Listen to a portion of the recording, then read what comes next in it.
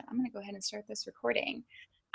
So thank you so much to everyone who is here tonight, joining us for the super fun Firefly Speaker Series event with Jen, Starburst, Mabus. We're going to be talking all about the Pacific Crest Trail tonight and her journey along it. I know I have plenty of questions for you, Jen, but we also have a ton of questions from the audience, and we're going to make sure to get to all of them tonight. Before we get going, as with most things in life, y'all, the more you put in, the more you get out. So tonight, please feel free to use chat. As I mentioned before we got started here, we're introducing ourselves in chat tonight. Please feel free to ask questions throughout, to chat with each other. If Jen says something that really resonates with you, or you had a similar experience or a totally different experience, share it. I love seeing people engage in these, and I think we'll all get more out of it if we participate. I mentioned this at the very beginning, but my company, Outpass Trekking, is hosting this Firefly Summer Speaker Series this summer. We've actually been going since early June, talking to entrepreneurs of all types this summer, and we've been recording them and putting them up on YouTube, so you can get access to all of the sessions we've hosted prior in the summer via our website at outpasstrekking.co. And this session will be up this evening on YouTube as well. And of course, our finale of the speaker series is coming up on Thursday, September 10th. More information about that one on the website. And you might be thinking, who's Outpass Trekking? I'm here to talk to Starburst tonight. And it turns out I'm actually pretty uniquely qualified to answer that question. I didn't introduce myself in the beginning, but my name is Sarah Kettles, and I'm the founder of Outpass Trekking. 2020 has been a hell of a year for many, many small businesses, mine included. And we pivoted away from sort of these backcountry retreats that we host typically to host this speaker series this summer. But in a normal year, Outpass hosts 4- and 7-day backcountry retreats and 1-day intensives for folks in Austin, where I'm based, or on the road when we are on the road. And really the purpose of these backcountry retreats is to support your own personal and professional growth. We do them with others. You get to connect with other growth seekers, and you get to do one of my favorite parts of going to nature, which is just kind of shedding the weight of technology, the weight of the everyday, and get some time to focus on you, big picture, what you want for your life, but also really zoom in and figure out what those next actionable steps are going to be. So that's a little bit about Outpass. I'm going to go ahead and stop sharing my screen and turn it over to you, Jen.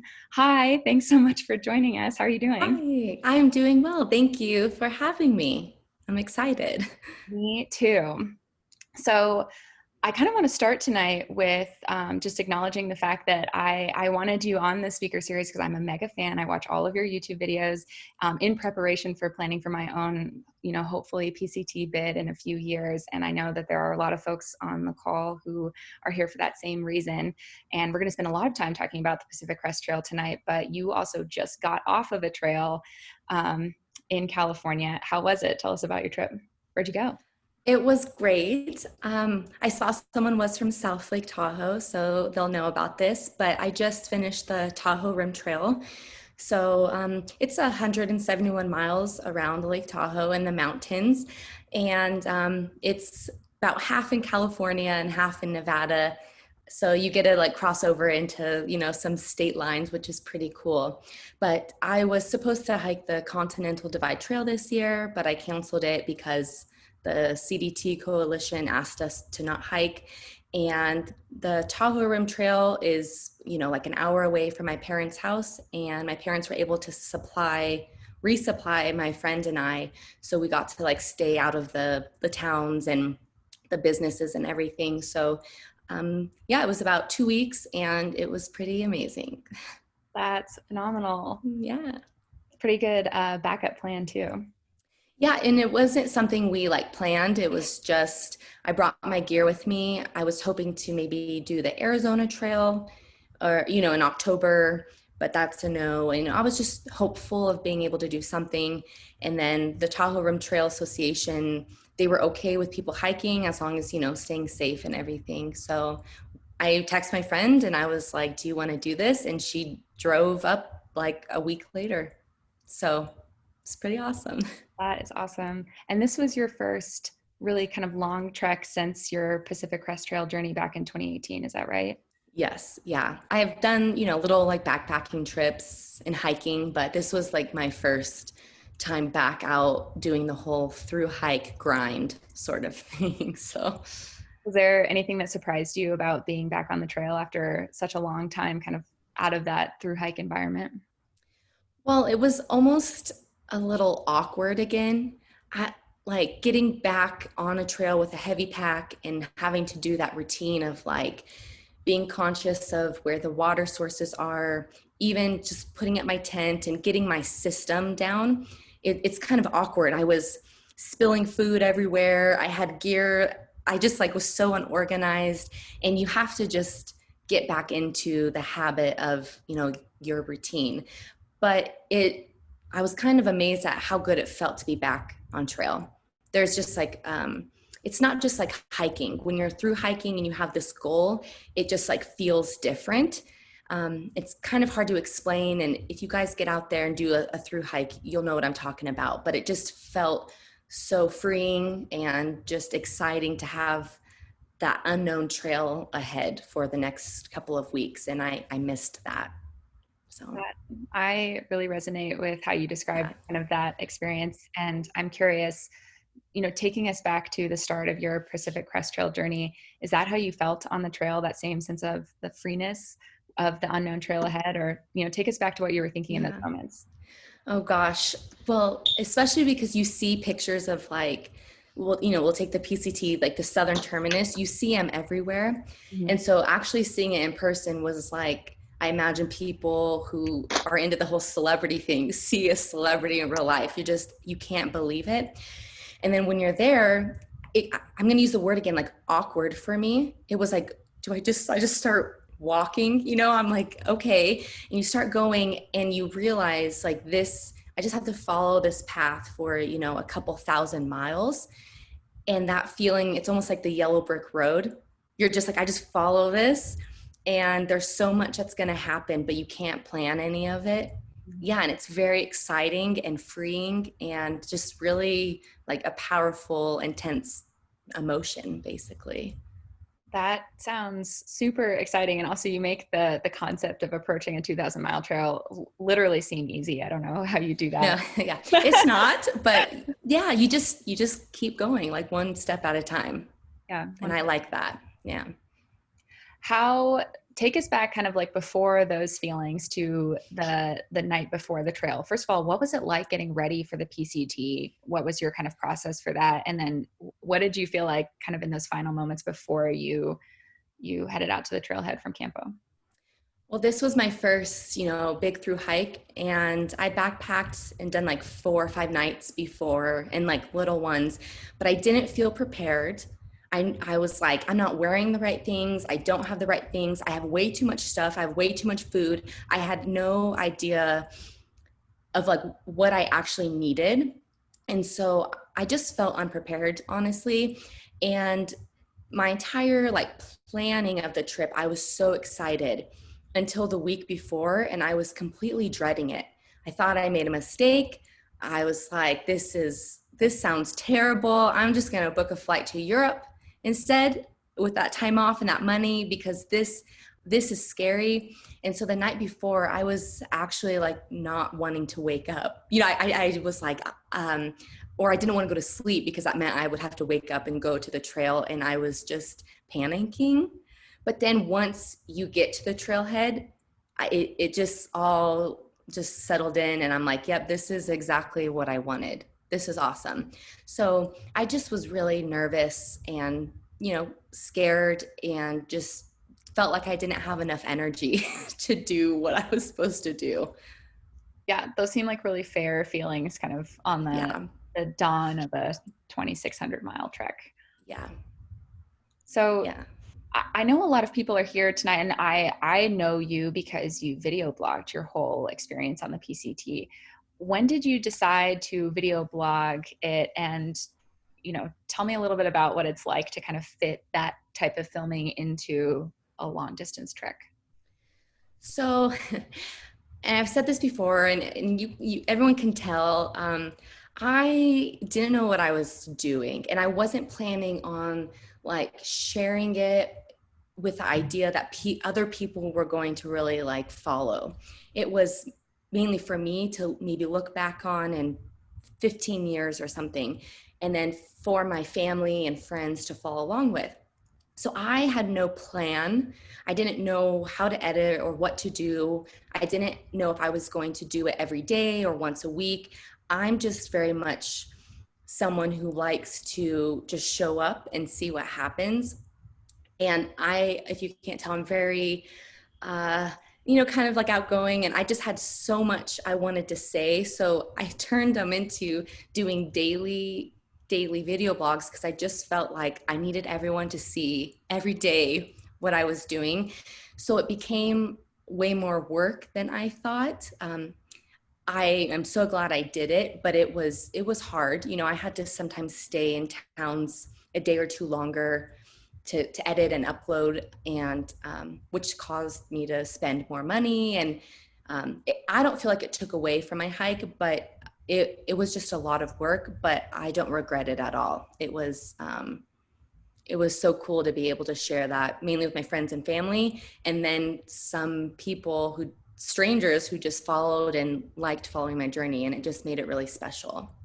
That's awesome. Yeah, I really wanted to ask you about that piece in particular, and it's super interesting knowing that you kind of started this out just for your friends and family. Why do you think your videos and your presence video blogging, the PCT, kind of built a community around you?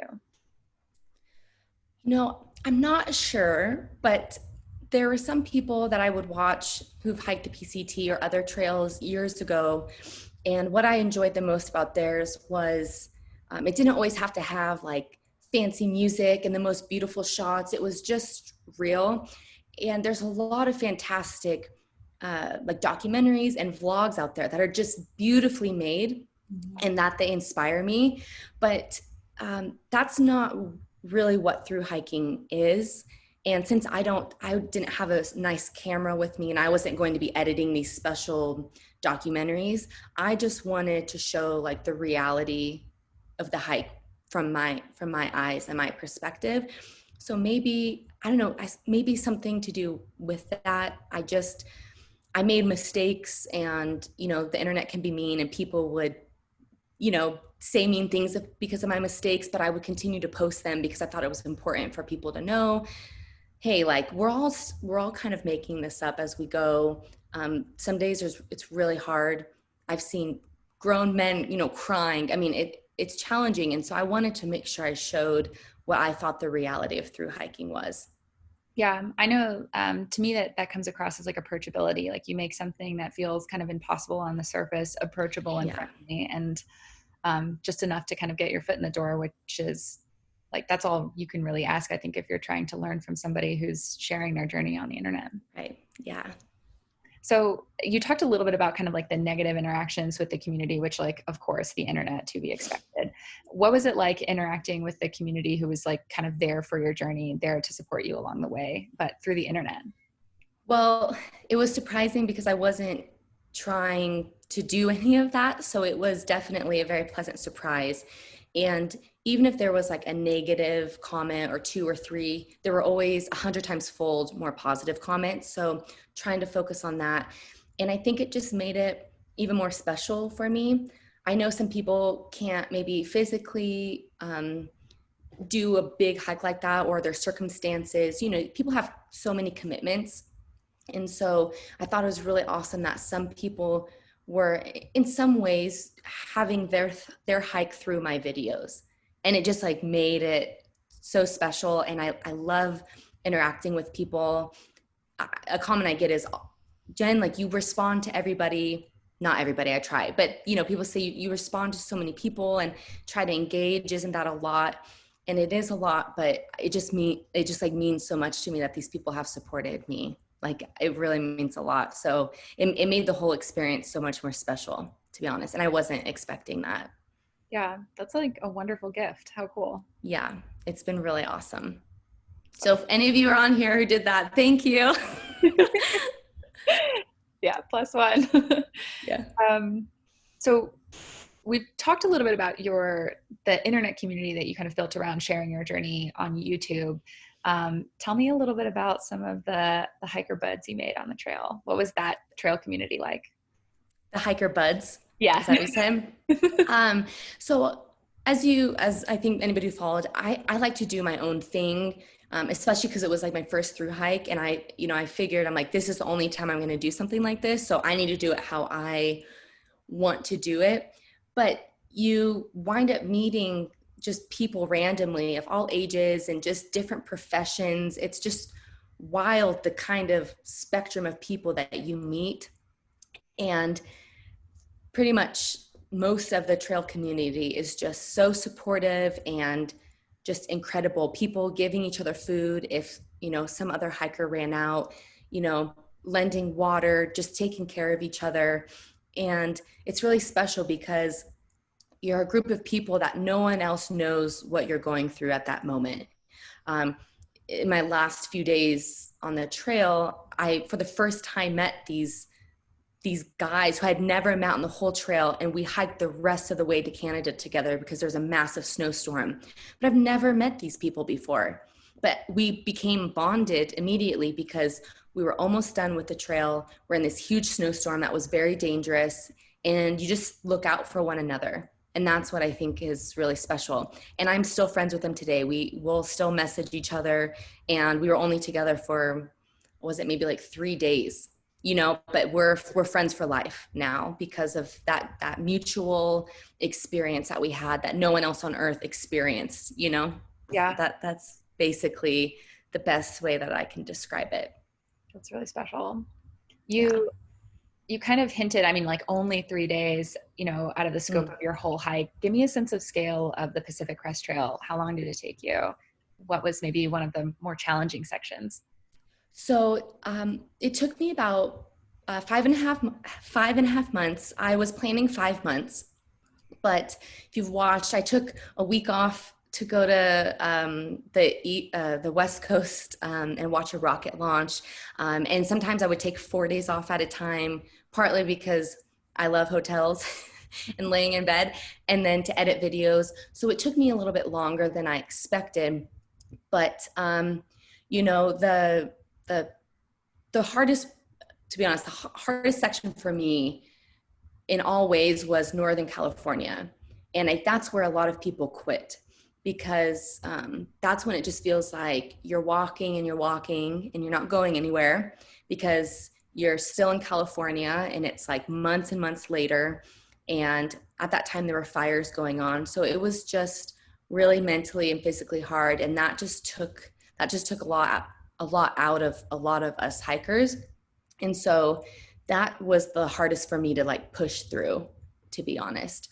Yeah. So, yeah. Did you have one of those moments where you were like, I don't know if I want to keep going or if I can keep going? Yeah, it happened several times. And there was various things like I kept having these like um, this mountain lion kept coming to my tent. And that one was either I'm going to skip a couple 100 miles up because it kept visiting. Even when I was camped with people, other people were like, there is a mountain lion here.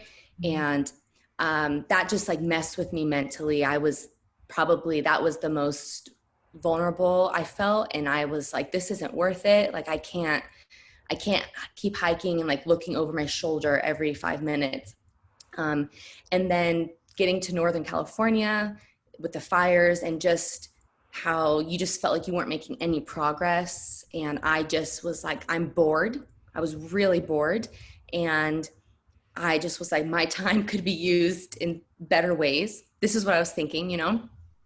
And then up in Washington, it was raining like I've never experienced in my life. And mentally, I just was like, I can't do this. And if anybody knows, I have a lot of problems with ovarian cysts. And usually if you're under a lot of physical duress and stress or anything like that, they can rupture. So I had one rupture when I was like out in this like torrential rain. And just mentally, I was, you just say to yourself, like, I'm not doing this anymore. Like, I don't care. And so what happens is you have to get off trail at some point, right? You have to like walk out and then you go get like a hotel, you take a shower and, you do whatever you need, you eat a hot meal, and then you kind of reset. And you're like, that was just a bad day. that was a really, really bad day. Maybe I need to take an extra day. But then, you think you're like, I've walked so far and I've worked so hard. I have to keep going for myself. But at the end of the day, it has to be for you and no one else. And so even if I did quit, it doesn't matter what other people think, or like, I have to do what's right for me, Yeah. you know? But at the end of the day, I knew I could keep going, and Yeah. I knew I would really regret it if I quit. Yeah. So yeah, there's a lot of bad days. People get injured, your body's in pain, the weather's terrible sometimes, you're bored, these things happen, but you just have to keep that end goal in mind. Yeah. Just like kind of like meditating on what it would feel like to make it to the end, and that has to be a stronger feeling than what you're going through at that moment. Yeah. And I like how you describe like the self-care aspects, like just physically taking yourself out of the environment to just kind of like reset Yeah. in order to come back. How, like for those moments where you were down, maybe not having the worst day ever, but just feeling like, oh, this is hard. How do you keep your spirits up, your morale up during those pieces, especially when maybe there's no hope for a rest day anytime soon? Yeah. So I actually try to not listen to a lot of music or podcasts. I really like hearing nature. But in those times when I'm like extremely bored or I'm just not feeling it, I just throw in some music or a podcast to learn or to be inspired, to kind of just distract myself. To Mhm. be honest, that sometimes getting some good music would help pump me up and make me feel like, yeah, I can keep going. And so um, that's all I could really do sometimes. There's not much you can do when you're out in the wilderness. So music, and I listened to audiobooks. Those things really helped when I was kind of at a low point.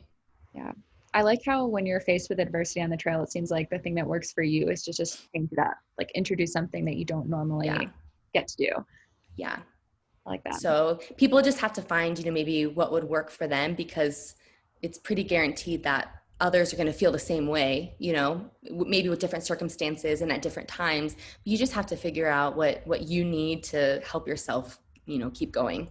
Yeah. That was a super positive note to end on, but I realized you actually touched on the mountain lion story, and we actually had an audience question about this, curious about your advice for facing mountain lions and how to get over the fear of mountain lions in the backcountry. Yeah. So I think there's always going to be a part of me that's nervous about that encounter again. Now, I would love to see a mountain lion if I'm out hiking and it just like, walked in front of me. That's not threatening to me. So, I mean, if you come across any wildlife, the main thing is to stay calm. You don't run, even though your instinct is to want to flee.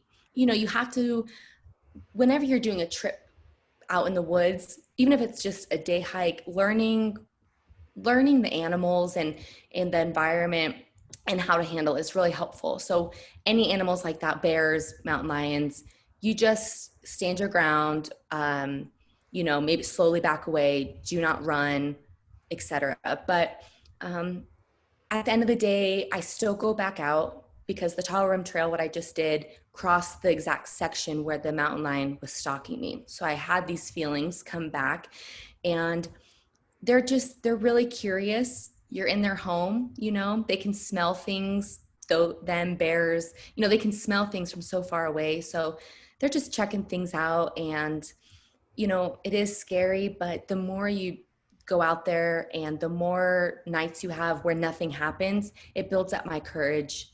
And I think it builds up other people's courage too. So I have a fear of flying. I hate flying, but I do it, because I know what the end result is. And so I just have to, like I said before, make my feeling of accomplishment greater than my fear of, facing a mountain lion. Yeah. Or something. So I can't control it. So, I'm just going to go out there and just hope for the best. Did you have any other interactions with animals out on the trail that were fun or some that caught you by surprise? I actually don't run into a lot of wildlife. Even on the Tahoe Rim Trail, my friend was walking right in front of me, and she went around a corner and a bear had run across the trail. So she saw it, but I didn't see it because I was still around the bend. And then on the PCT, I never saw any bears except one bear cub started like following me on the trail. And that was nerve-wracking because I couldn't see where the mother was, and I was looking, and I was on the trail and there was two hills. So I thought she was up, and just going to like jump on me. But nothing ever happened. But other than that, and I saw two wolves in Washington. I was with another hiker. They just stared at us and ran off. But, other than that, for hiking, we'll just say 2,700 miles, I actually didn't see a lot. So if anything, that may help other people feel better with knowing like I'm hiking, 2,700 miles, and I rarely had a lot of encounters that I know of, Yeah. so. There could always be the pass by at night, Oh yeah, they're always there at night, but I mean, what are you going to do? So Yeah. I'm curious about, you talked a little bit about the types of animals that you saw along that way, and 2,700 miles is a super long trek. What was it like kind of literally walking through different sceneries and different climates? it was so cool, because I'll never forget, specifically, I came into Big Bear and, went to the town, and then I hiked out, and I remember like coming in around a corner and hiking, and I saw my first Joshua tree. It was like right off the other side of the highway. And this is when I remember thinking like, why did the tree just start growing like right here?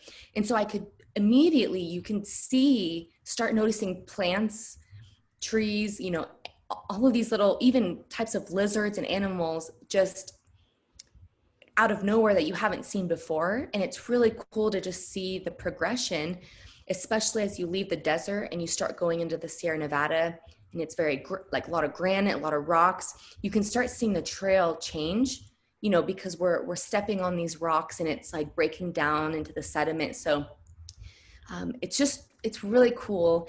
And I think even the weather, I'll never forget.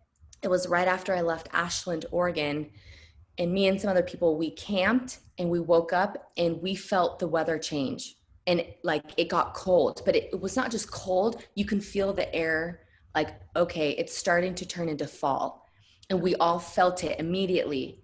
And that we had a talk that morning of, all right, we better hurry, because the air is changing, and that's not something you can experience when we live in buildings and homes. And so that was one of the most fascinating things to me. And seeing that the leaves change on the trees, you'll start hiking and you'll see one red leaf on a green tree, and you're like, all right, winter is coming. I have to go. So that's why long through hikes like that are also just, I think, fantastic, because there's just so much going on, and you're experiencing all of it. Yeah. Was there a favorite section scenery wise on the trail for you that sticks out? People ask me a lot, like, okay, if you have like 3 or 4 days to backpack on the whole PCT, where would it be? And I always say the Goat Rocks Wilderness in Washington as a just 3-day backpacking trip. That was unbelievable. But it was short. Like we did it in like a day, but you can break it up. It was very short, but it was phenomenal. And how long is that trail, just for a scale of what y'all do in a day? Or at that point, you're kind of late in the game. Gosh, I don't know exactly, because there's multiple trailheads you can get off at. Mhm. I don't remember, but I mean, we were doing 20, 30 miles a day. So it's a good bit. So you can break it up, over 3 nights or something like that, I Yeah. think. So What was that process like for you, kind of training up to the point where like 20, 30-mile days are kind of your norm? Um, so I didn't really come onto the trail in great shape. I had back surgery exactly 2 months before. And so I was a little worried about all of that. I was like, had a little bit more weight on me than usual, and my back, was freshly cut into. And so, at first, you just have to be patient with yourself. started doing 8 miles, 10 miles, 12 miles, a lot of people want to just zip off. And maybe I think some people are in shape to do that, but others aren't. They want to do 20-mile days right off the bat, and then they get hurt. Um, I think the best is to try to like be patient. And I think we want to like prove something to ourselves sometimes, and to just like let that go and do those 8-mile days, 10-mile days, 12-mile days. And then what happens is your body gets used to that. And you just one day will do those 12 miles and your body won't be in as much pain. So then you're like, I'm going to go another 3 miles. And that's just how you keep building up, basically. And then you start to hike faster. So you're doing more miles before lunch than you were before. And it just makes it easier to build up. And it's a natural thing. I was never really trying to build up in the sense to try to do more miles. I was just trying, I'm like, I got to hike, but I think like just being patient and starting off slow so you don't get hurt is like the best you can do. Did you, 'cause I'm an endurance athlete too, and get really into that stuff and like pushing my body. But I always find it's really interesting when you go for long periods of time, these things that start to happen to your body that you didn't anticipate. Some good, some bad, like I get like a recurring blister in the same spot and it's so annoying. It's like only on really long trails. So I'm curious, like anything that kind of popped up for you that you noticed about your body as you kind of trained up to that spot? Yeah, I was having some like feet issues, and I still don't know what it was. And I changed shoes with more cushioning, and that seemed to help a bit. But overall, I didn't really get too many blisters.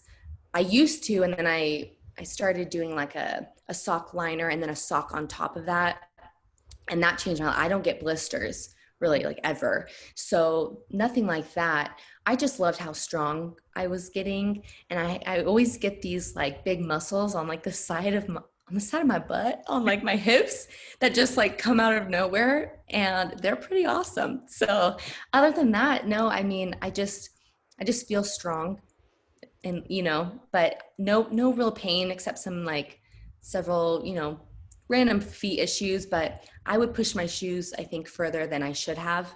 I should, like 900 miles. A lot of people do like 500 miles. So things like that I learned to try to take care of my feet better. But other than that, nothing too much. That's awesome. That's so awesome. Mm-hmm. And I think it's really cool that you feel really powerful in that space. Oh yeah. I mean, how can you not? Yeah. I mean, you got a heavy pack on your back and you're climbing up this steep thing. Yeah. You think your heart's going to explode or your lung is like about to implode. And then you get to the top and yeah, you're the only person that got yourself there. And I think that's really cool. Yeah, it's pretty cool. So you talked about the CDT being your 2020 goal that has been postponed.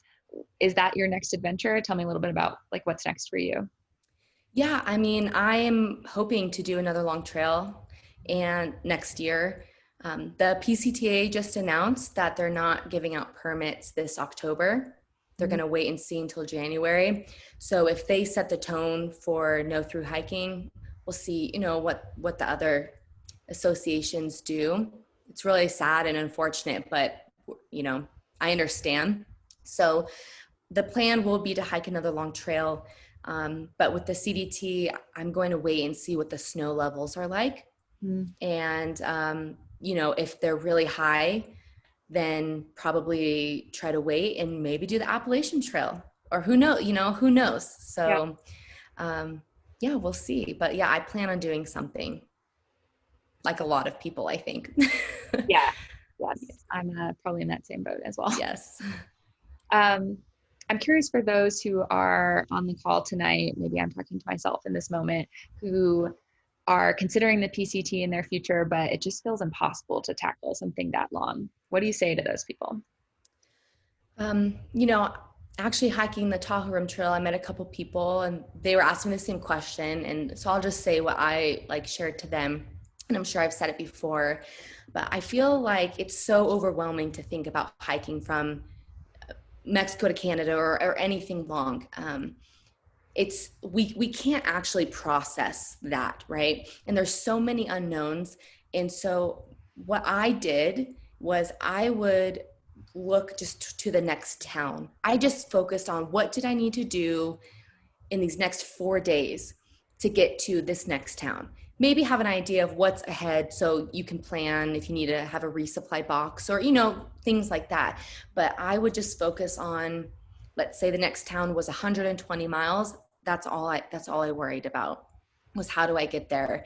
And I think, to be honest, that's the best thing we can all do, because it gets too overwhelming, because you can hike 12 miles in one day, and it could be the hardest day of your life. And you're going to think, how am I supposed to hike 2,500 more miles if I can't even hike 12 miles?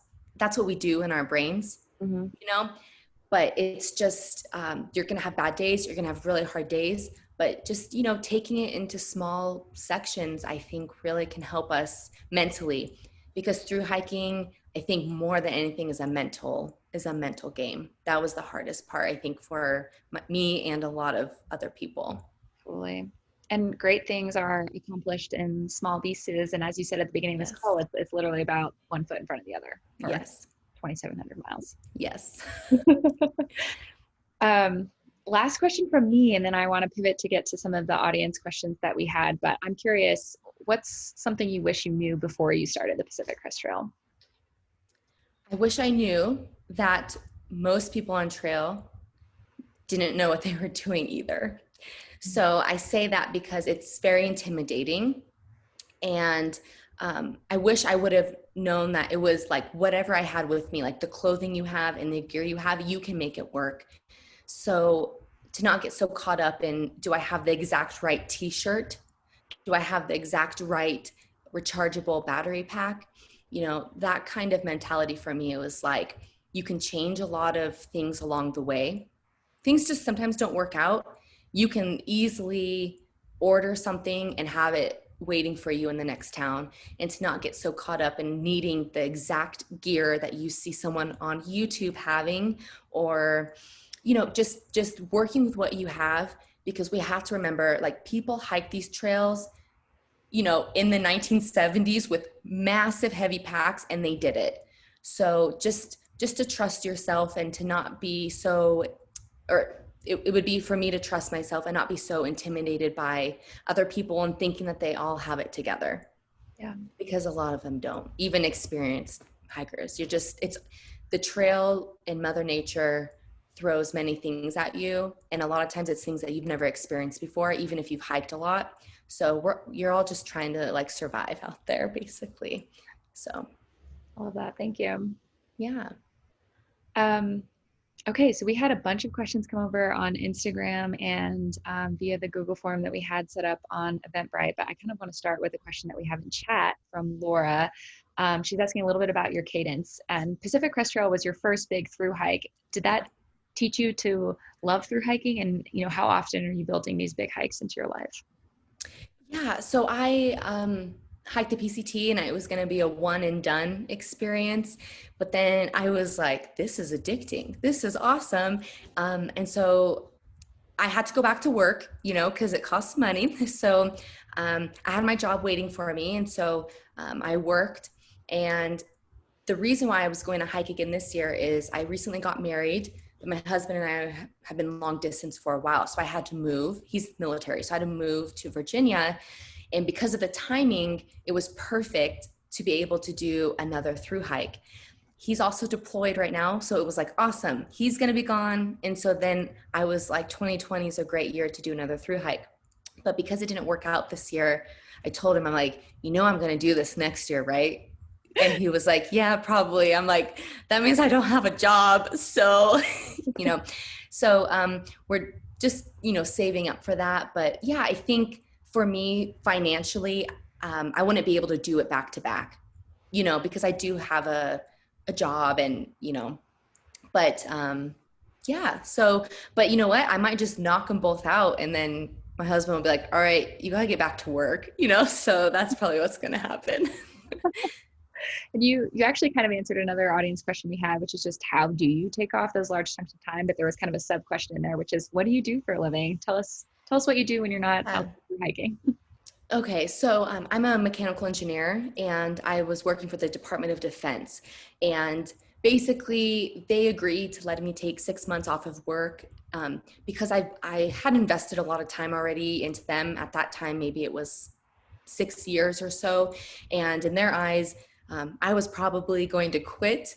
I didn't say this, but they probably thought she's gonna quit if we don't allow her to do this. So why not give her that sabbatical and then let her come back to work? So that's how I was able to do that. But I wouldn't be able to do that again. I would never ask 2 years later, okay, can I have 6 months off again? But I had to, I could either transfer jobs or just quit. And so I decided, you know what, I'm just going to quit entirely and do another through hike. And yeah, so that's kind of where we're at right now. We have to, because military life, we have to move in the spring of next year. So as an engineer, I can't just like get a job. It's not like a nursing or, position. It's like, so I'm just going to be doing a lot of hiking stuff for now. And then we'll see what happens. That's phenomenal. Yeah. We had another question in the chat from Haley. Does your husband hike with you at all? Yeah, he loves to hike and he does love to backpack. And some days he's like, if I get out of the military, I would love to do a through hike with you. And then other days he's like, that sounds absolutely miserable. And I already know he's a deep sea diver. He is so in shape and he's brave and he's, he tough and resilient and stubborn. But I took him on a big hike in New Zealand, a day hike. And he told me later that he was absolutely miserable. And so I was like, you are never coming on a through hike with me because that was awesome, So through hiking is a little different, So he loves to hike, but I think we're just going to leave it at that. No through hikes together. Fair enough. Yeah. You alluded to this, I think 2 questions ago in your response, but we had another question about just like how much does it cost to through hike a trail? Yeah. So, because I guess that's my thing. I'm just very transparent, and I actually made an entire YouTube video and a blog post, depending what you like, detailing all of my expenses. I literally added up every single thing that I purchased, down to like a cup of coffee. And so, for me, this did not include my gear that I had bought before the trail. It cost me $8,400. Wow. And I think that's kind of average. I thought I was on the high end, but other people shared with me that they've gone higher, but you can do it for much less. I just think, so I think it's a great resource so people can see what I was spending on and the areas where I could completely cut back and other areas where I was like, this is an area you can't really skim on saving for. So yeah, I think $8,400 for about 5.5 months is not that bad. I didn't have rent or a mortgage payment. I wasn't paying for gas. You have to pay for food anyway, and like I said, I did get more hotels than other people because I was editing. So I think it's very, very doable if you just plan to save up for however long you need to save up for that amount. Totally. Yeah. And I can attest, I watched that video on cost. It was probably one of the first one I watched of yours. And I really appreciated the transparency, but also what I liked about it is that you talked through why it costs so much in those like different groups, like lodging, food, whatever, gear. Right. It was helpful for like orienting around what it might cost for me based on my preferences. Yeah, and there's always, people even don't factor in like subscriptions. Like if you have audiobooks or a music subscription, that stuff adds up and you need to be able to pay for that, obviously, if you don't have a job or income coming in. So, yeah. Okay, last question. Would you ever hike the PCT or the JMT again? I mean, absolutely. Absolutely, yes. Yeah. But if I have only a couple more opportunities to hike long trails, I'm going to try to see some other things. But I was telling Owen, my husband, the other day, I'm like, what if I just hiked the PCT again? Because it was so fantastic. And even though I've done it before, if you do it again, it's not going to be the same thing. There's no way, it's going to still be a whole new trail and a whole new experience. So 100% yes. Awesome. Okay, and I actually lied. We had one more chat question come in. That's okay. Good one. We'll stay up all night. Everyone get your drinks. We'll be here. We'll have a party. Love it.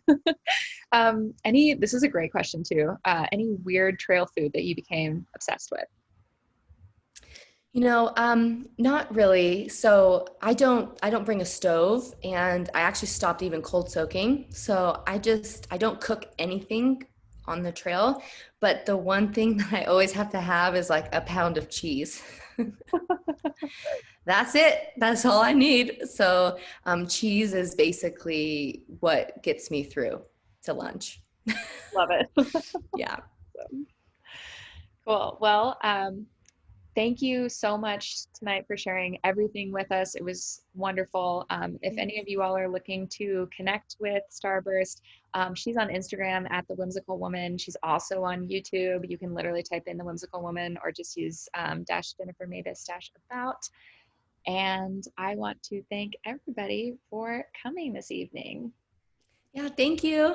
And I just wanted to say if anybody has any other questions, if you just message me on like Instagram or something, I try to respond to everybody. So if we couldn't answer questions, just write me and I'd love to respond. So thanks. Awesome. Thank you so Yes, much. Y'all have a great rest of thanks. your Tuesday. Thank you. Bye. Bye. Bye.